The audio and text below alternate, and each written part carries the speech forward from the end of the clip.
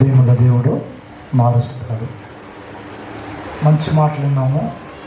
నాకు ఒక 15 నిమిషాలు ఇచ్చినారు టైం. దేవుని స్తోత్రం. 3 ఆరాధనలు మాట్లాడి నా వల్ల కాకుండా అన్నగారిని మాట్లాడమని చెప్పినాను. కానీ సెలవరాజు గారు మీరు కూడా కొద్ది నిమిషాలు మాట్లాడని చెప్పినారు.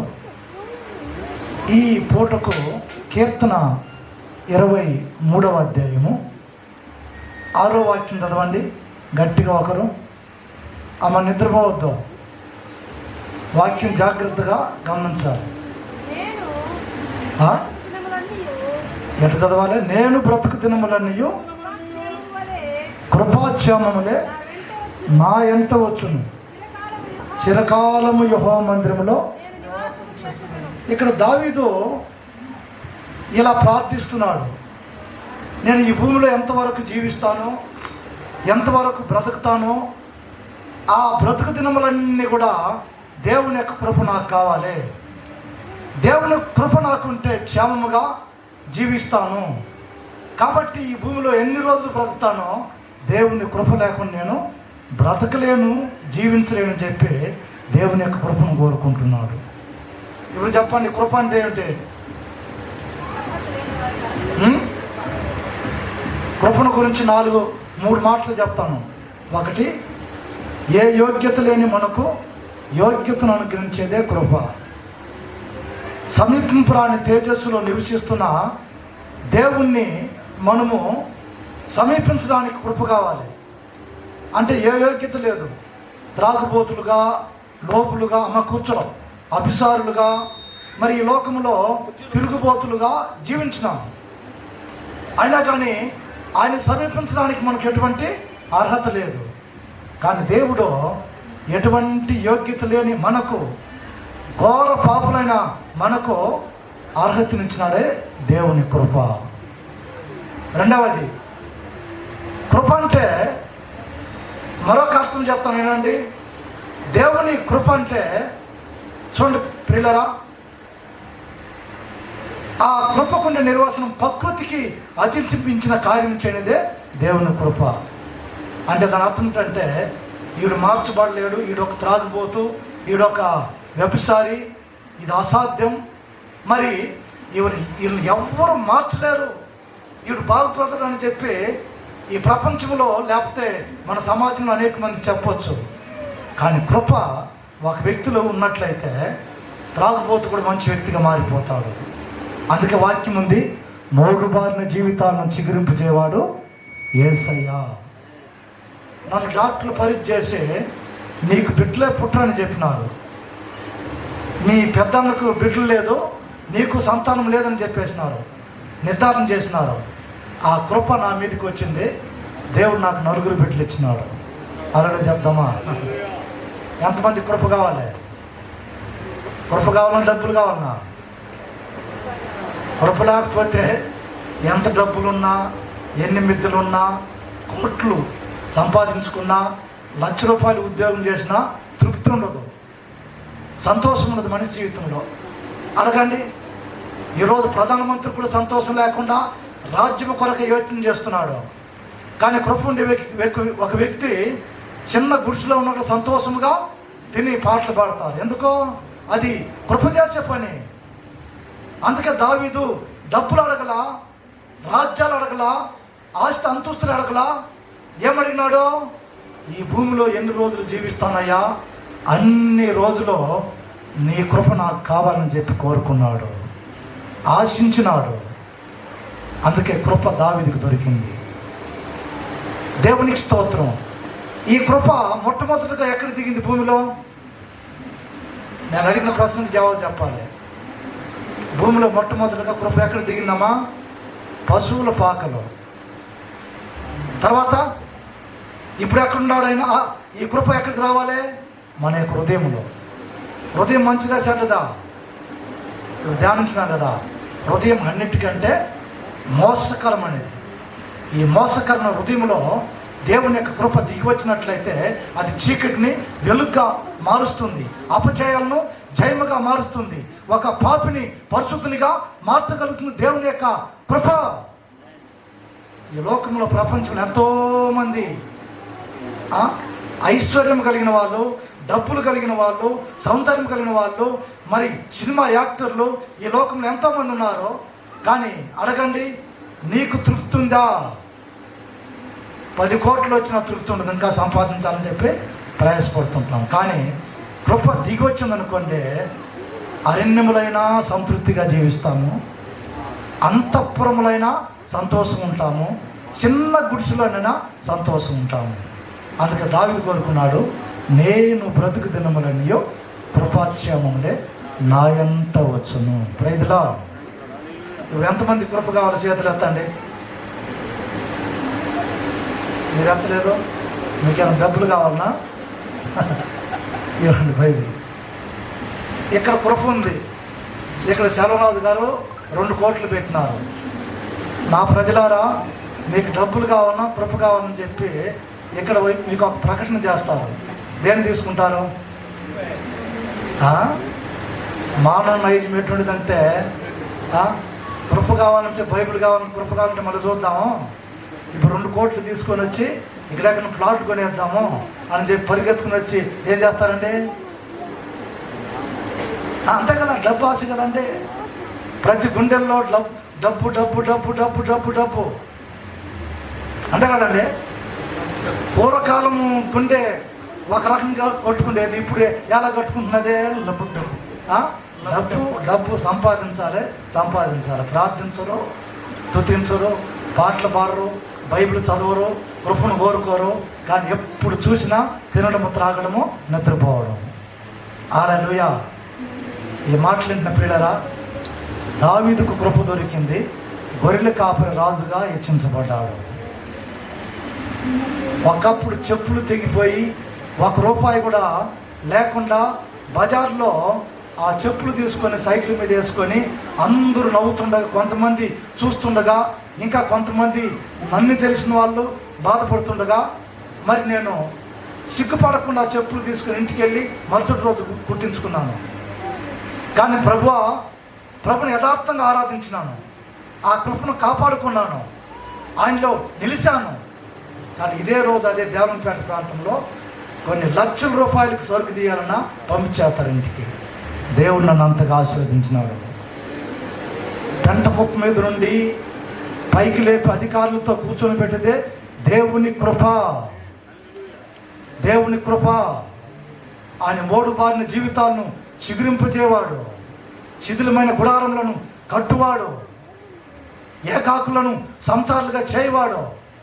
డబ్బులు, ఆస్తి, అంతస్తులు ఏది ఇవ్వనటువంటి గొప్ప సంతోషము, తృప్తి దేవుని యొక్క కృప వల్ల మనకు దొరుకుతుంది. కాబట్టి ఈరోజు ఈ మాట్లాడిన ప్రియులారా, ఆ కృప నా మీద దిగి వచ్చింది, ఒక పరిశుద్ధినిగా నన్ను మార్చేసింది. ఈ కృప మీ మీదకి వచ్చినట్లయితే మీలో ఉండే దుష్ట తలంపులు, అపవిత్రమైన కార్యములు, త్రాగుబోతనము, అభిసారము, చెడుతనము, దొంగతనము, అబద్ధము, దేశము, కపటము, అసూయ, పగ, క్రోధము, ఈర్ష్య, ద్వేషము ఇవన్నీ దూరపరచబడి నీ యొక్క హృదయము దేవుని యొక్క మందిరముగా మార్చబడుతుంది. ఎందుకు తెలుసునా? ఆయన మహాపరిశుద్ధుడు, పాపం లేనివాడు, పాపరహితుడు, నిర్దోషి, నిష్కల్మషుడు. ఎటు పరీక్షించినా యేసయ్య పాపం లేనివాడు. అట్టి దేవుణ్ణి ఆరాధించు. యేసు ప్రభు నమ్ముకుని 33 సంవత్సరాలు అయింది. 17 సంవత్సరంలో ప్రభుని యేసుక్రీస్తు నమ్ముకున్నాను. ఇంతవరకు ఒక బీడి పట్ల, సినిమా చూడల, ఎవరి మీద జగడం వేయలా, మరి త్రాకల. అంతకుముందు నేను ఒక భక్తి పరునిగానే అందరి దగ్గర అనిపించుకున్నాను. పొద్దున్న లేస్తే నీళ్ళలో స్నానం చేసి వంకలో అరిటాకు తీసుకొని, నేను అరిటాకుని భోంచేసేది, ఎవరు తిన్నా ప్లేట్లో తిన్నాను.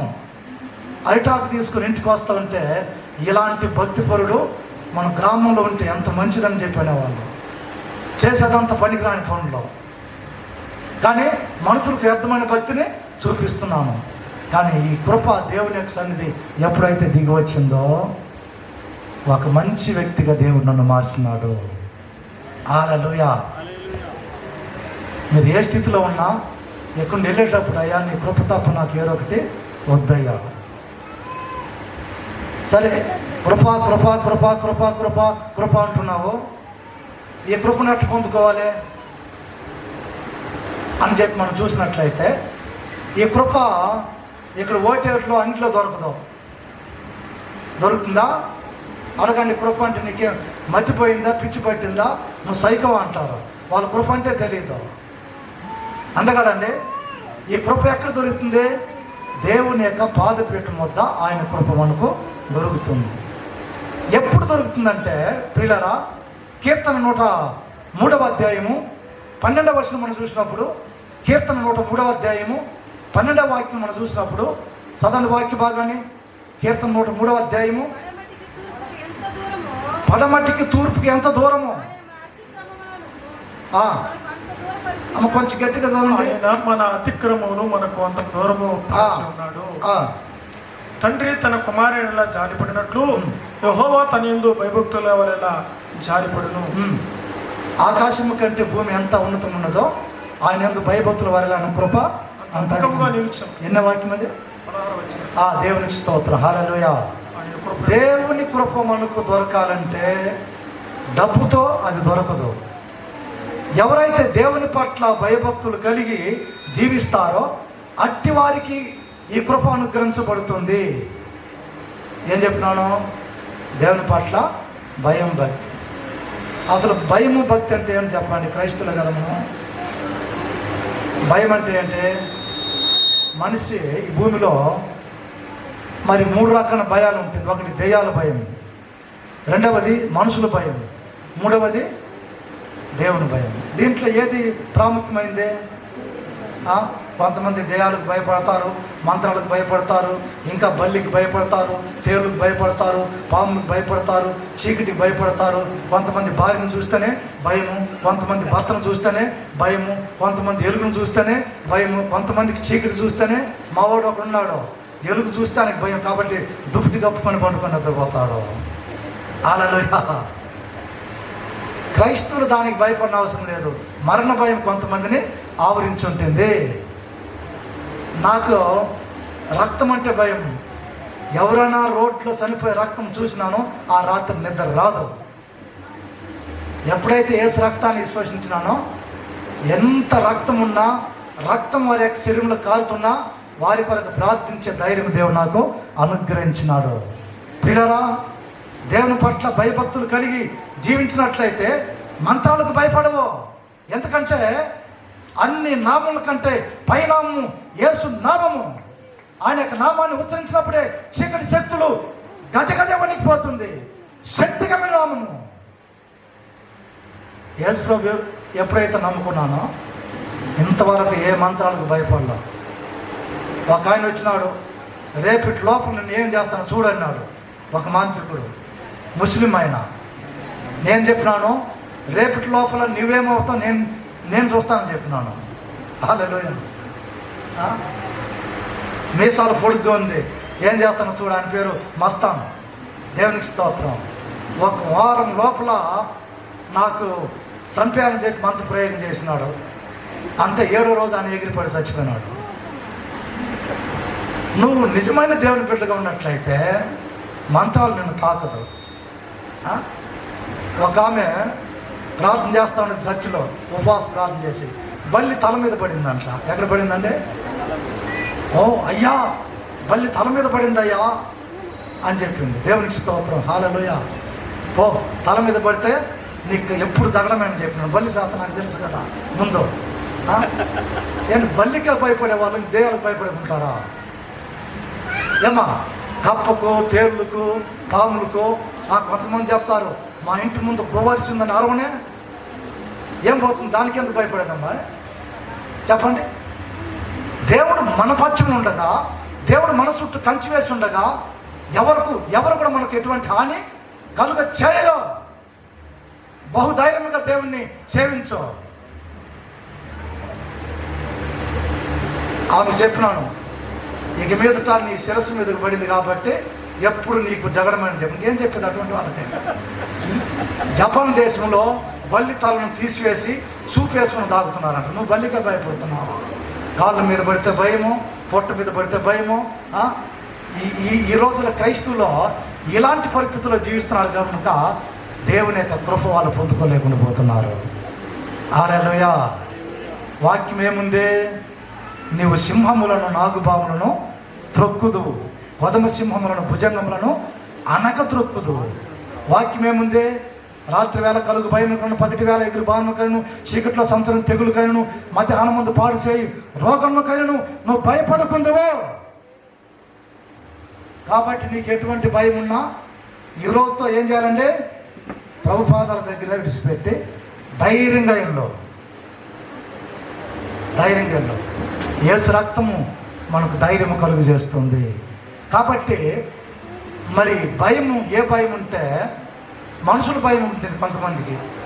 ఒక ఇంటికి వెళ్ళినాను, అయ్యా మాట్లాడుతుంటే ఆమె మరి భార్యకి భయపడుతున్నాడు. ఈయన ఏం చేస్తానంటే అయ్యా అయ్యా అయ్యా మా భార్య నోరు తెరిస్తే అంతే, మళ్ళీ ఉండలేను, మెల్లిగా అని చెప్తున్నమాట. మనుషుల భయం ఉందండి. మనుషుల భయం ఎటువంటిది ఇంకా మీకు అర్థమయ్యే రీతిగా చెప్తాను.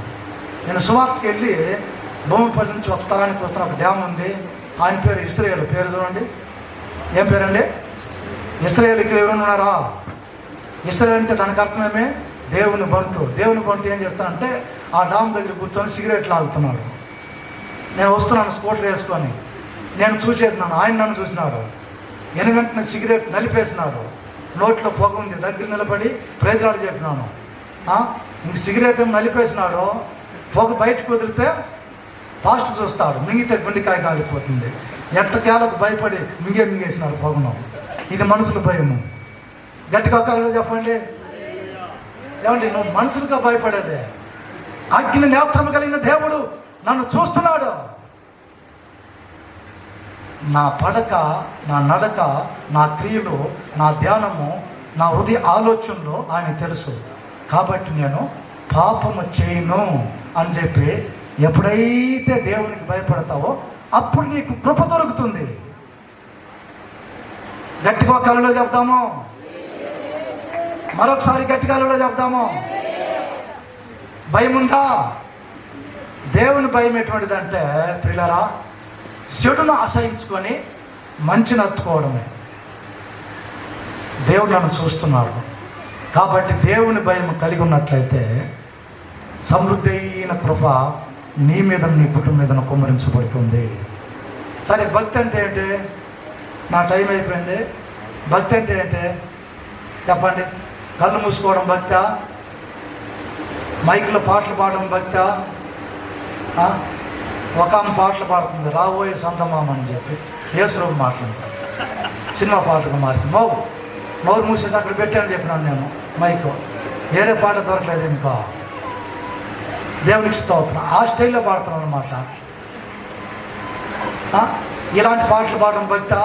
లేకపోతే తెల్లసీర కట్టుకొని పెద్ద ముసుగు వేసుకొని ప్రవశించుకుని కన్ను మూసుకోవడం భక్తా? ఇది భక్తిలో ఒక భాగము. భక్తుల గురించి నిర్వచనం ఒక మాట చెప్తానండి, జాగ్రత్తగా విని హృదయంలో భద్రపరుచుకోండి. భక్తి అంటే దేవునికి అయిష్టమైన కార్యములను విడిచిపెట్టి దేవునికి ఇష్టమైన కార్యం చేయడమే భక్తి. ఏం చెప్పినాను చెప్పండి బాబు. మీకు గొప్పి పాటలు, సినిమా పాటలు అంతా ఇంట్రెస్ట్, ఎప్పుడు మర్చిపోరు. ఎప్పుడో 10 సంవత్సరాల ముందు మాట్లాడిన మాట అట్నే గుండెల్లో ఉంటుంది. వాళ్ళు ఎంత మాట్లాడినారు అని చెప్పి, దాని దేవుని మాటలో ఉండదు. రైతులో ఏం చెప్పినాను? భక్తి అంటే దేవునికి అయిష్టమైన కార్యములు, బీడి కావచ్చు, భార్యను కొట్టడం కావచ్చు, సిగరెట్ కావచ్చు, దొంగతనం సీరియల్లో చూడవచ్చు. ఇదంతా పాపము. పరిశుద్ధ దేవుని దగ్గరికి నువ్వు పోలేవు. నేను ఒక బుక్లో ఒక మాట చదివినాను. ఒక క్రైస్తవుడు చనిపోయినట్టు, నామకార్థ క్రైస్తవుడు చనిపోయిన వెంటనే ఇతని ఆత్మ కొరకే దేవదూతలు వచ్చినారు. ఆ తర్వాత దెయ్యాల దూతలు వచ్చినారు. దెయ్యాలు ఏం చెప్తుందంటే, ఇది మా ఆత్మ, మేము దైవరాజ్యాన్ని తీసుకోమని చెప్పి పోరాడినారంట.